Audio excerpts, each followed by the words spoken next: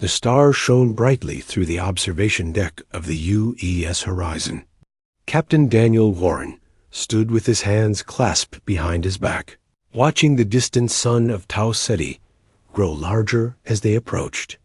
Humanity had come far since the early days of space exploration. By the year 2157, people lived on Mars, Europa, and even a few planets around nearby stars. "Captain, sensors are picking up something unusual," said Officer Samantha Wells from her station. Her fingers moved quickly across the glowing control panel. Daniel walked over to her station. "What kind of unusual?" "A ship, sir. But not one of ours, and not matching any known design." Daniel nodded and pressed a button on his uniform collar. All senior staff to the bridge immediately. Within minutes, the bridge filled with the Horizon's leadership team. Science Officer Frank Mitchell arrived first, followed by Security Chief John Cooper, Engineer Kyle Martinez, and finally, Communications Specialist Lisa Reeves. "We found an alien vessel," Daniel explained, as the main screen showed a strange shape moving against the stars. "It appears to be heading toward the same planet we are." The ship on the screen looked unlike anything humans had built. It had curves and angles that seemed both mechanical and biological, with sections that appeared to pulse like a living thing. "Are you getting any readings from inside?" Daniel asked. Frank nodded, his eyes wide with excitement. "Yes, and they're remarkable.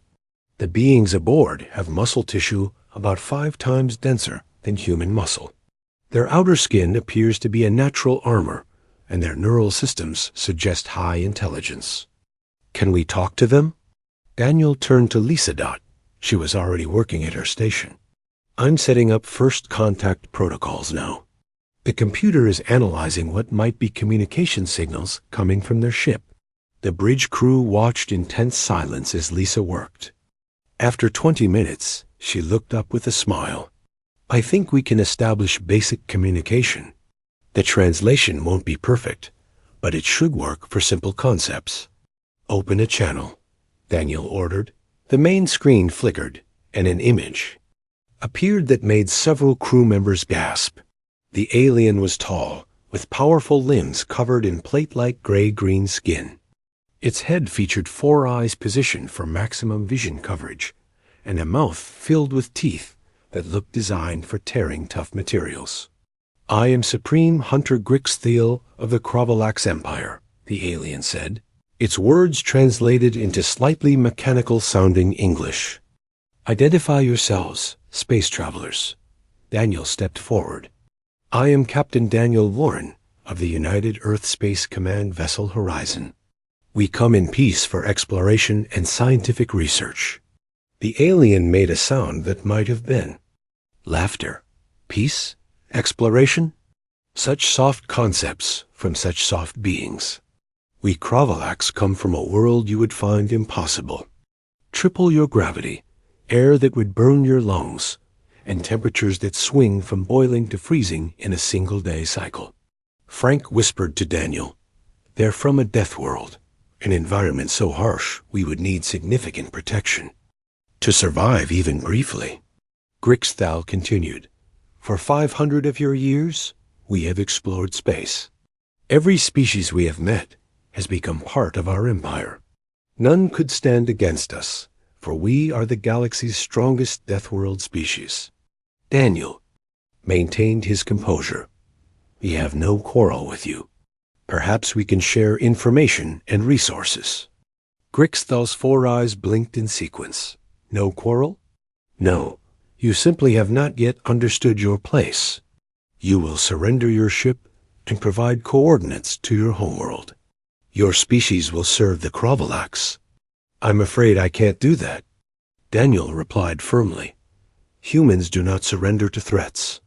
Instead of anger, the alien's reaction seemed to be amusement. "Interesting. Most prey species recognize their weakness immediately." "We don't consider ourselves prey," said John Cooper, stepping forward despite protocol. "Then you are more foolish than most," said Grixthiel. "We evolved as the perfect hunters. Our world killed everything that was weak. Only the strongest survived, and we Kravalax were the strongest of all." Lisa, who had been studying the incoming data streams, spoke quietly to Daniel. "Their social structure seems to be entirely based on predator-prey relationships, Captain. They don't understand cooperation between different strength levels." Daniel nodded slightly. "Supreme Hunter Grixthel, humanity has survived and thrived through cooperation and adaptation. We would prefer peaceful contact, but we will defend ourselves if necessary." The alien made that strange laughing sound again. "Defend? With what? Your soft skin? Your weak muscles? Your fragile bones? We will take your ship as a sample of your technology. Then we will find your homeworld. Earth will become our most challenging hunting ground yet." The screen went dark. "They've cut communication," Lisa reported. "Raise shields," Daniel ordered immediately. "All stations, prepare for possible hostile action." Frank was studying his readings intently. "Captain, there's something odd about their biology. Despite their obvious physical advantages, there are signs of evolutionary stagnation. Their genetic structure shows very little variation or adaptability." "Meaning what, exactly?" Daniel asked. "Meaning they've remained largely unchanged for millions of years. Their planet is harsh but consistent. They never needed to adapt to changing conditions." The ship suddenly shook violently. "They're firing on us," John reported from the security station. "Some kind of biological projectile weapons. Shields holding at 87%. Daniel sat in the command chair. "Return fire. Defensive pattern only. Target their weapon systems." "Captain," Kyle called from engineering, "their hull appears to be partially organic. It's repairing itself where our beams hit." Another blast rocked the ship. "Shields at 63%, John reported. "They're launching smaller craft ... boarding parties." "All security teams to defense positions," Daniel ordered. "Lisa, continue trying to communicate. Tell them we have no hostile intentions, but will defend ourselves." He turned to Samantha. "Plot an escape course. We need to get this information back to Earth." John Cooper grabbed his weapon. "I'll lead the defense against the borders, sir." Daniel nodded. "Be careful, Lieutenant. We don't know what these beings are capable of." As John left the bridge, Frank looked up from his station. "Captain, I've been analyzing their attack pattern. It's powerful, but ... predictable. They rely on overwhelming force rather than tactical variety." "Can we use that?"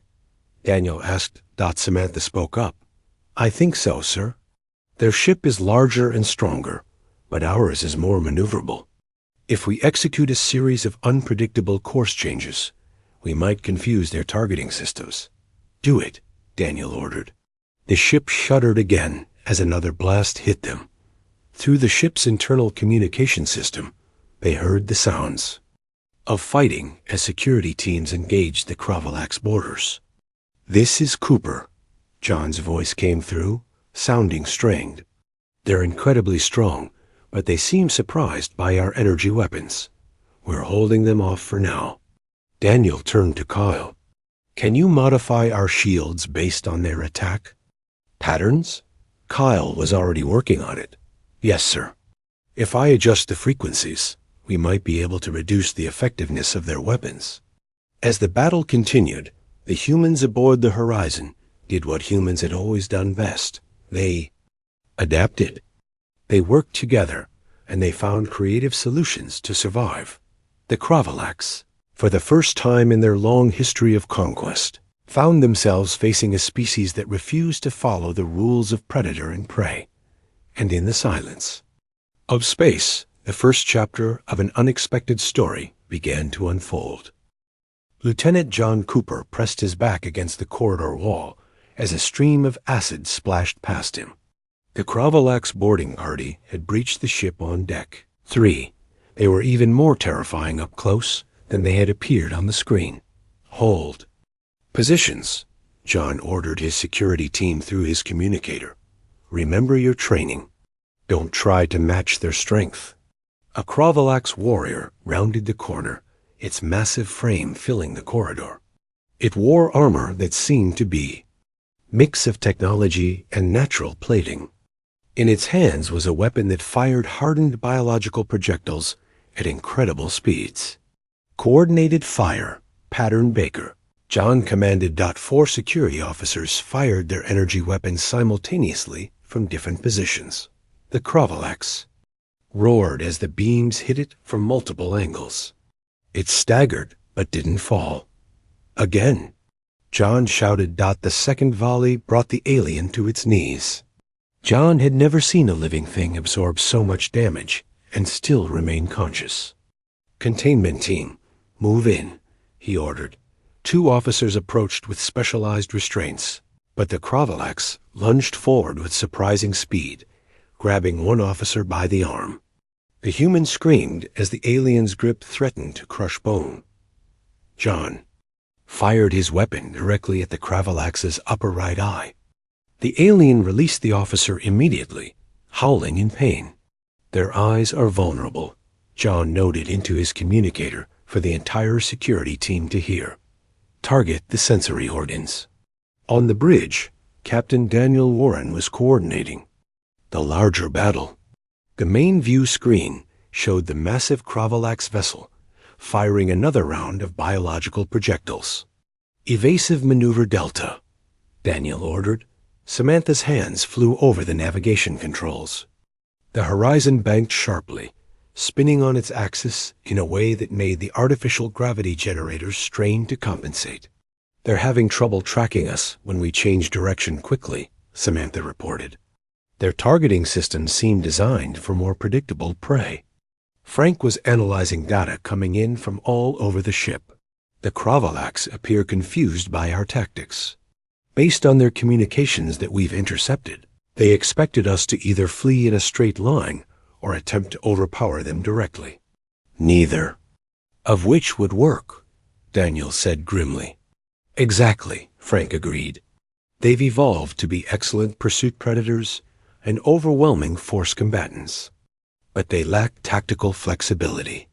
The ship shuddered as another hit landed, less powerful this time. Shields at 42%, Lisa reported from her station. We can't take much more of this. Kyle's voice came through from engineering. Captain, I've been studying their weapon signatures. They're using some kind of biological acid combined with kinetic projectiles. I think I can modify our shields to neutralize the acid component. Do it, Daniel ordered. Down on Deck 3. John and his team were slowly pushing back the Kravalax borders. They had learned quickly that while they couldn't match the alien's strength, human weapons technology was more advanced. The Kravalax relied heavily on biological weapons that were extensions of their natural abilities, while humans had developed energy-based weapons that the aliens had never encountered before. Fall back to Junction 7, John ordered his team. Let's lead them into the trap. The security team retreated in careful order, maintaining fire to keep the Kravalax following them. The aliens, used to prey that ran in panic, pursued confidently, certain of their physical superiority. When the last security officer cleared Junction 7, John hit a control on his wrist panel. Emergency bulkheads slammed down, separating the separating Kravalax into smaller groups. Suddenly, the corridor filled with a dense fog. Activate infrared visors, John told his team. The security team could now see through the fog, or the Kravalax, unused to such environmental manipulation, roared in confusion. Their natural vision was excellent in their home environment, but couldn't penetrate the specially designed fog. Back on the bridge, Kyle reported success. Shield modifications complete, Captain. The acid component of their weapons should be neutralized by 80%. Good work, Daniel said. Samantha, bring us around for a clear path out of this system. The Kravalax ship is adjusting course to intercept. Lisa warned. Daniel considered his options. Frank, you said they're pursuit predators. Let's use that. Samantha, set course directly toward that asteroid field, full speed. Sir? Samantha looked concerned. Trust me. When I give the word, execute an immediate 180-degree turn with maximum thrust. The horizon accelerated toward the dense field of asteroids. The Kravalax ship followed, gaining quickly due to its superior speed. They're charging weapons, Lisa reported. Hold course, Daniel ordered calmly. The distance closed rapidly. On screen, they could see the details of the Kravalax ship's organic mechanical hull. Now, Daniel shouted when they were just seconds from the asteroid field. Samantha executed the maneuver perfectly. The horizon flipped end over end and accelerated in the opposite direction, passing just under the pursuing Kravalax vessel. The larger ship, unable to change direction as quickly, had to reduce speed dramatically to avoid crashing into the asteroids. By the time it had turned around, the horizon had gained valuable distance. Direct hit on their primary weapon array, Lisa announced as the tactical team fired precisely during the maneuver. In engineering, Kyle was gathering data as fast as possible. I'm recording everything about their ship design and weapons. This will be invaluable when we reach Earth. John's voice came through from Deck 3. Bridge, we've contained the boarding parties. 3 Kravalax captured, 4 neutralized. 6 crew members injured, none critical. Good work, Lieutenant, Daniel replied. Bring the prisoners to the secure containment area. Samantha plotted their escape vector. We can reach the jump point in 12 minutes at current speed, Daniel nodded. Make it happen. As the horizon pulled away from the damaged Kravalax vessel, a communication came through. This is not over, human prey. Supreme Hunter Grixthiel's voice filled the bridge. You have surprised us, but that makes the hunt more interesting. We will follow you to your homeworld. We will study your tactics. And then we will adapt and overcome, as we always have. Daniel stood tall. You'll find that humans are not so easy to hunt, Supreme Hunter. We faced challenges throughout our history and survived through innovation and cooperation. Run, little prey, Grixthal responded. We enjoy the chase. The communication ended. The horizon reached the jump point and disappeared into faster than light. Travel, heading for Earth with urgent news of the new threat. In the secure containment area, Frank studied the captured Kravalax through reinforced glass. Despite their savage appearance and overwhelming physical abilities, he noticed something in their 4 eyes that he hadn't expected to see. Fear.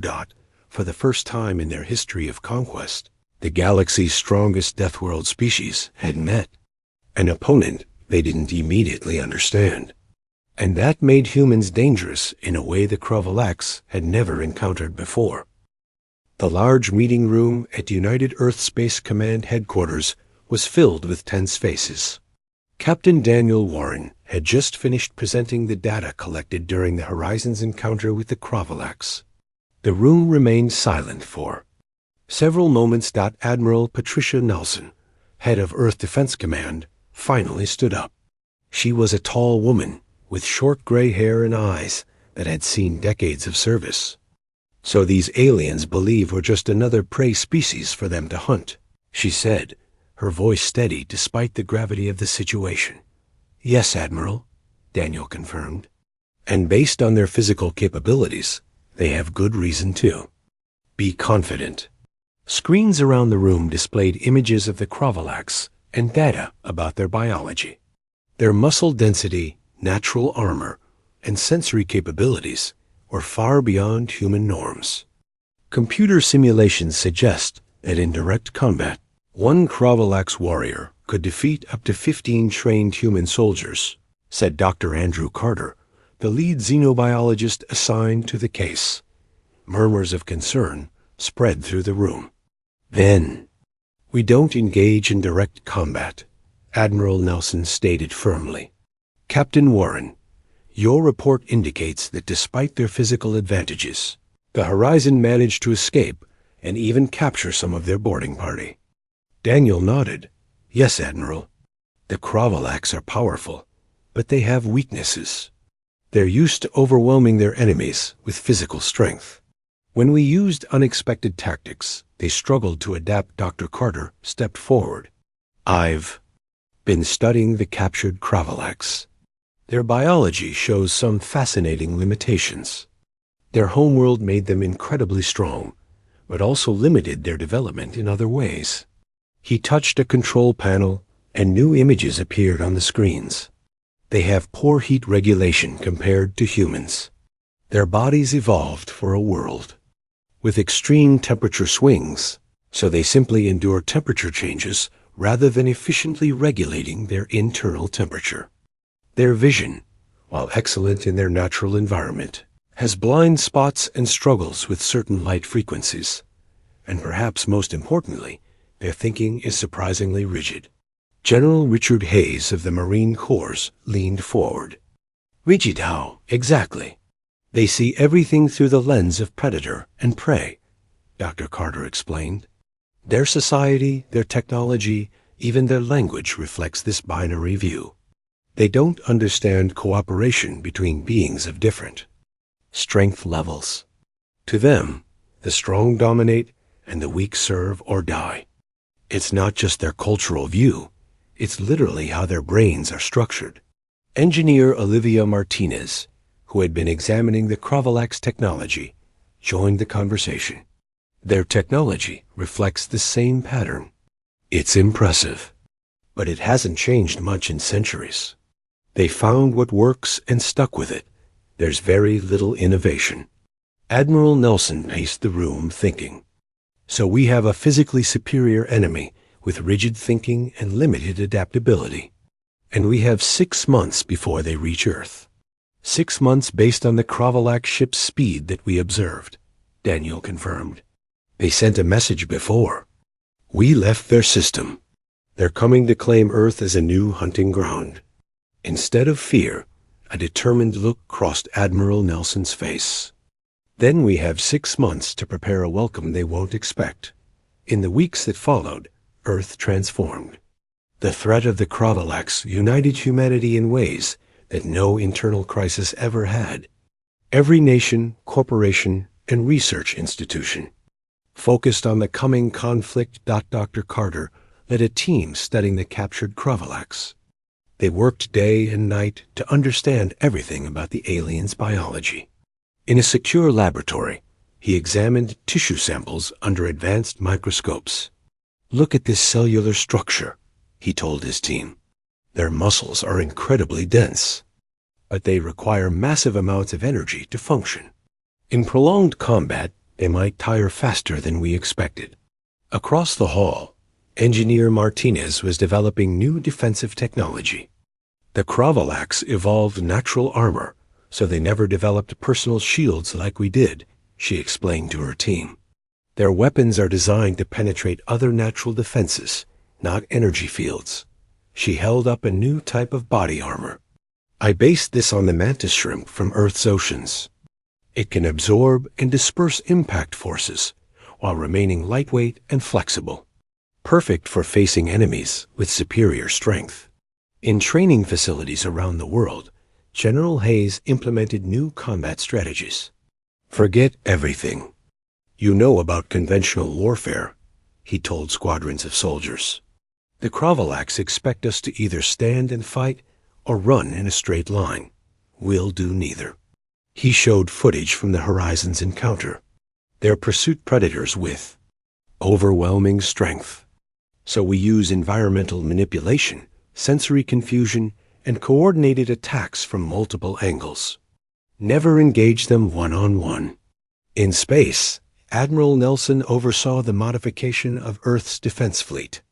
Make our ships more maneuverable. She ordered the engineers. Captain Warren's report shows that the Kravalax vessels are powerful, but slow to change direction. We'll use that against them. The captured Kravalax were kept in special containment units designed for their biology. Despite being prisoners, they maintained their arrogance. "Your efforts are amusing but futile," one told Dr. Carter during an interview. "Our warriors have conquered species from 100 worlds. None could stand against us. Yet the horizon escaped," Dr. Carter pointed out. The Kravalax made a dismissive gesture with its four-fingered hand. "A temporary setback. We learn from each hunt. Next time, we will be prepared for your tricks." "And we'll have new ones," Dr. Carter replied calmly. In her office, Admiral Nelson reviewed the latest progress reports. The situation remained dire, but the initial panic had been replaced with focused determination. Humans had always excelled under pressure, finding creative solutions when faced with seemingly impossible challenges. She looked at a message from FESI, the long-range monitoring stations. The Kravalax fleet had been detected. 20 large vessels moving steadily toward Earth. "They think they're the hunters," she said to herself. "They don't realize they're about to face something they've never encountered before." She sent out a fleet-wide message. "All defense units on alert. Operation Reversal begins now. Show these predators what happens when they hunt humans." Around the world, people prepared for the coming battle. Families moved to shelters. Cities implemented defense protocols, and soldiers took up positions. There was fear, yes, but also a strange excitement. Throughout their history, humans had faced countless challenges and survived through cooperation and innovation. The Kravalax were about to learn that being physically stronger wasn't always enough. Sometimes, the most dangerous species were those that had evolved on more forgiving worlds that rewarded adaptability, creativity, and working together over mere physical strength. As Earth's defense forces moved into position, Admiral Nelson had one final thought. The galaxy's strongest Deathworld species was about to face its greatest challenge yet: humanity. The 20 Kravalax warships entered Earth's solar system with confidence. Their massive vessels moved in a hunting formation, spreading out to block escape routes.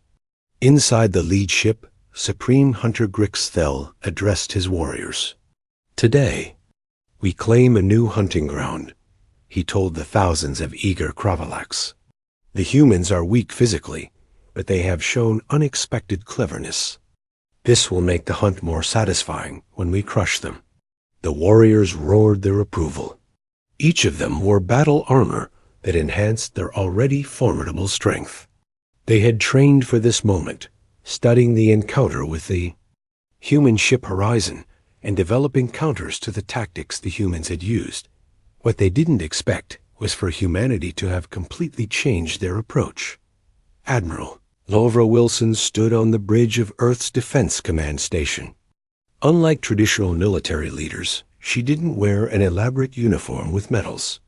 She wore the same practical combat suit as her officers. "Launch defense pattern Echo," she ordered calmly. "Remember, don't engage directly." Instead of meeting the Kravalax fleet with large battleships, Earth launched hundreds of small, fast vessels. Each was piloted by only 2 or 3 crew members and armed with specialized weapons. "What is this?" Grixthel demanded as the swarm of human ships appeared on his sensors. "They send tiny ships against us?" The human vessels darted between the massive Kravalax warships, moving too quickly for the aliens' targeting systems to lock onto them effectively. They fired precision strikes at key points on the Kravalax ships, then moved away before the aliens could respond. "Their ships are too small and fast," a Kravalax weapons officer reported with frustration. "Our weapons are designed to cripple larger vessels." Grixthel growled in anger. "Adapt. Send out our hunter-killer pods." The Kravalax launched their own smaller vessels, but these were still designed based on their predatory instincts. Fast in a straight line, but lacking the maneuverability of the human ships. On the moon base, Colonel Greg Phillips activated Earth's secret weapon. "Sonic disruptors online," he reported to Admiral Wilson. targeting Kravalax's communication frequencies. The disruptors sent precisely calibrated sound waves that the Kravalax, with their sensitive hearing, found extremely disorienting. The aliens had never encountered weapons that targeted their sensory organs so specifically. Aboard the Kravalax ships, warriors clutched their heads in pain as the sound penetrated their vessels. "What is this noise?"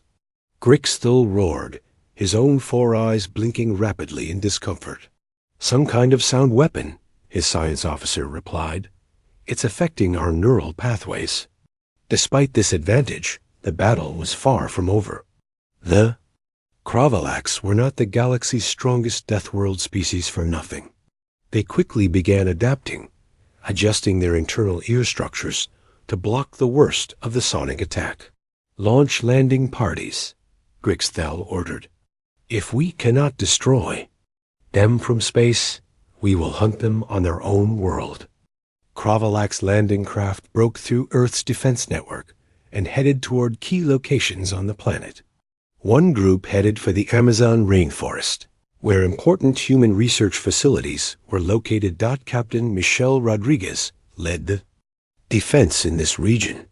Her soldiers wore the new adaptive armor engineer Martinez had developed and carried weapons specifically designed to target Kravalax weaknesses.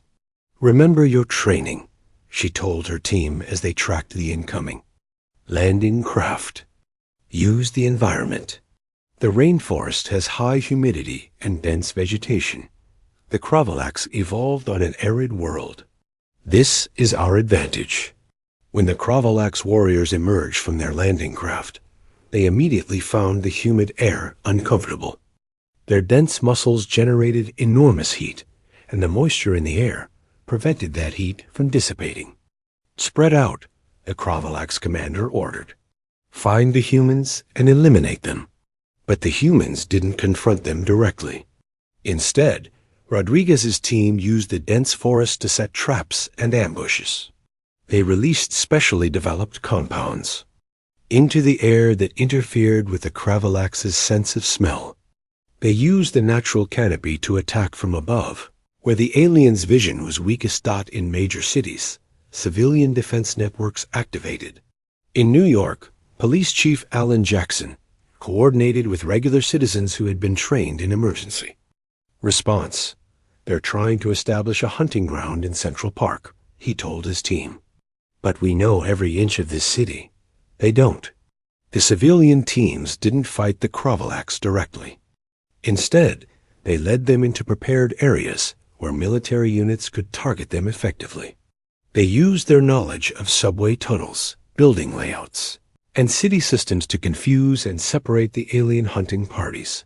The Kravalax used to prey that either fought directly or fled in terror, struggled against these unfamiliar tactics. Their rigid thinking made it difficult for them to adapt to enemies who refused to follow the predator-prey dynamics they understood. Supreme Hunter Grixthal, watching his carefully planned hunt fall apart, made a decision. "I will lead the attack. On their command center myself," he announced. "Gather my personal guard." Grixthal and his elite warriors landed near Earth Defense Command headquarters. They were the strongest, most skilled hunters among the Kravalax, veterans of 100 successful conquests.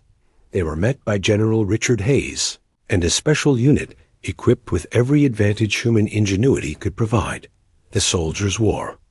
The adaptive armor that dispersed the force of Kravalax blows. They carried weapons that targeted the aliens' specific vulnerabilities. And they fought with coordinated tactics that no single warrior, no matter how strong, could overcome. "Attack together," Hayes ordered as the Kravalax approached.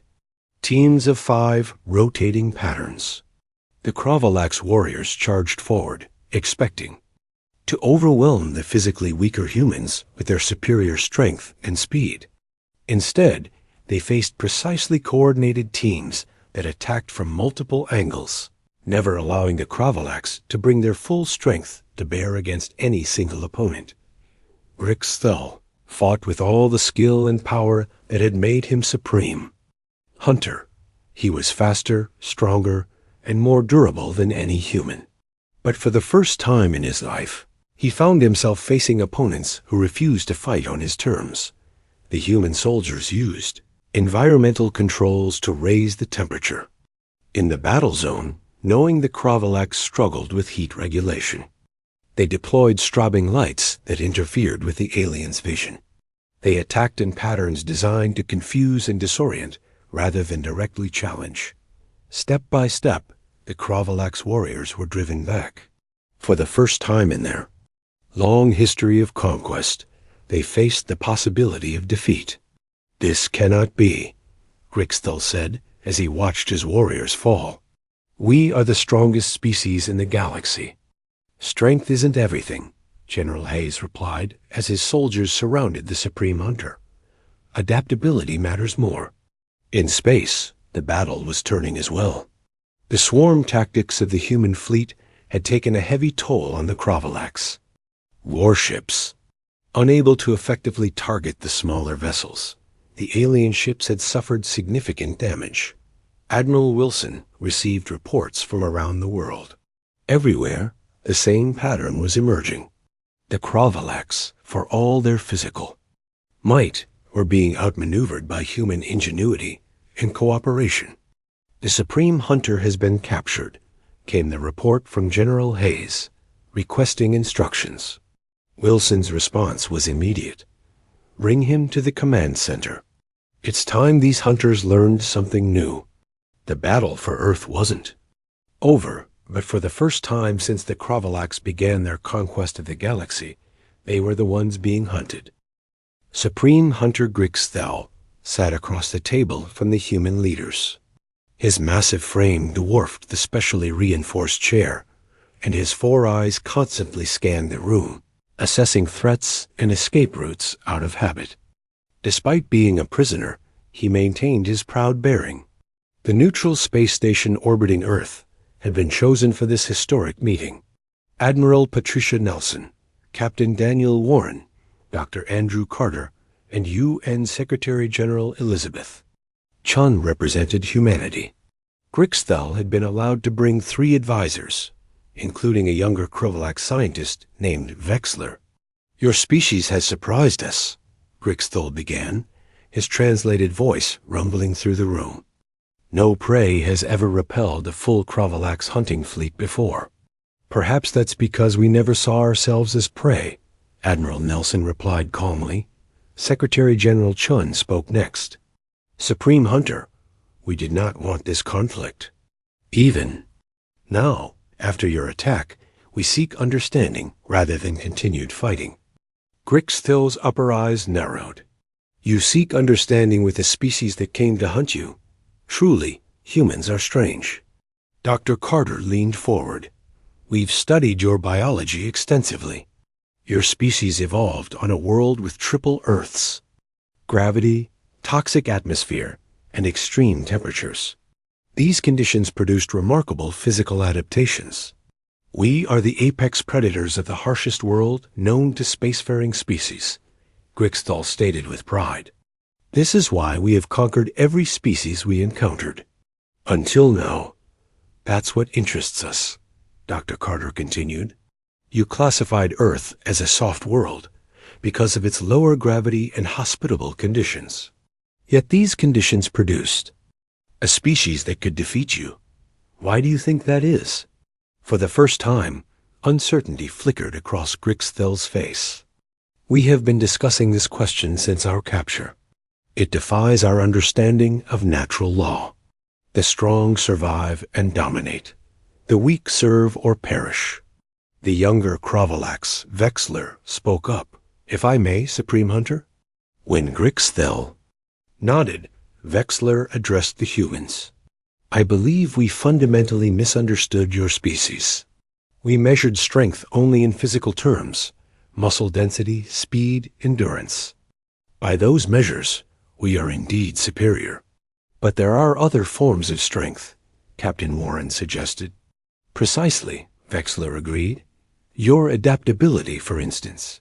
Our whole world is harsh, but stable. The same challenges have existed. for millions of years. Your world constantly changes. Ice ages, shifting continents, varying climates. You evolve to adapt rather than to endure. Dr. Carter nodded enthusiastically. That's exactly right. Human history is defined by adaptation. When we couldn't survive by physical strength, we developed tools. When we faced problems too complex for individuals, we formed societies. Your cooperation particularly interests me, Vexler said. In Kravalak society, the strong command, and the weak obey. But humans of varying capabilities work together as equals, combining different strengths. It's efficient in a way we never considered. Grixthal shifted uncomfortably. These observations are interesting, but irrelevant. The question is what happens now. Our fleet is damaged, but not destroyed. We could still continue this hunt. You could, Admiral Nelson acknowledged. But at what cost? You've seen what humans can do when threatened. This was just our first encounter with your species, with only months to prepare. Imagine what would happen if we had years. Captain Warren added, and consider what we might accomplish together instead of as enemies. This statement seemed to confuse the Kravalaks. Together? What purpose would an alliance between predator and prey serve? We don't see those categories, Secretary General Chun explained. We see two intelligent species with different strengths and different perspectives. Together, we might solve problems neither could address alone. The conversation continued for hours. The Kravalaks struggled with concepts that contradicted their evolutionary programming. Their society had been built entirely around predator-prey, relationships for countless generations. Finally, Vexler made an observation that changed the direction of the meeting. Supreme Hunter, I've been studying our genetic history. Our species has barely evolved in 2 million years. We reached physical perfection for our environment and simply stopped adapting. But the universe contains challenges that cannot be overcome by physical strength alone. What are you suggesting? Grixthal asked. That our conquest may have been limiting us, Vexler replied carefully. By eliminating all species that think differently, we've trapped ourselves in a single way of understanding the universe. The room fell silent as Grixthal considered these words. His 4 eyes blinked in their distinctive pattern as he processed this revolutionary concept. Captain Warren saw an opportunity. Supreme Hunter, humanity is expanding into space. We're encountering environments we weren't evolved to survive in. Your species has mastered survival in extreme conditions. We could learn from you. And in exchange, Grixthal asked, we could share our adaptability, our different way of thinking, Warren suggested. Your ships and technology have remained largely unchanged for centuries. Imagine what you could create with human innovation added to Kravalak's strength. Dr. Carter reinforced this point. The Kravalaks conquered 100 worlds through strength. Humans survived on 1 world through adaptation. Together, we could explore 1,000 worlds through cooperation. The idea of cooperation, rather than conquest, was so foreign to Kravalak's thinking that it took days of further discussion before Grixthal could even consider it. The humans were patient, knowing that they were asking the Supreme Hunter to reconsider his species' entire worldview. Eventually, a historic agreement was reached. The Kravalaks would withdraw their remaining fleet. A neutral zone would be established between human and Kravalak space. And most importantly, a joint exploration initiative would be created, with ships crewed by both species venturing into unexplored regions of the galaxy. As the agreement was formalized, Vexler approached Dr. Carter privately. This partnership will not be easy, the young Kravalak scientist said. Many of my people will resist changing our ways. Change is never easy, Dr. Carter agreed. But it's necessary for growth. Humans have had to learn this lesson many times throughout our history. 1 month later, The first joint mission prepared to launch. The ship combined Kravalak's durability with human innovation. Its crew included both species, each bringing their unique strengths to the mission. Captain Warren had been selected to command this historic voyage, with Vexler serving as first officer. As the ship prepared to depart, Admiral Nelson gave a brief speech to mark the occasion. "Today marks a new chapter for both our species," she said. "The Kravalaks came to Earth as hunters, but they leave as partners. They were known as the galaxy's strongest Deathworld species. We were known as a soft world species with no exceptional physical abilities. Together, we've proven that true strength comes in many forms, and the greatest power in the universe isn't conquest, but cooperation." As the ship accelerated away from Earth, Vexler stood beside Captain Warren on the bridge. "I still don't fully understand how your species defeated ours," the Kravalaks admitted. Warren smiled. "Perhaps that's the first lesson of our partnership. Sometimes the most important strengths are the ones you don't immediately recognize." The ship engaged its faster-than-light drive, carrying representatives of both species toward an unknown future, one that neither could have reached alone.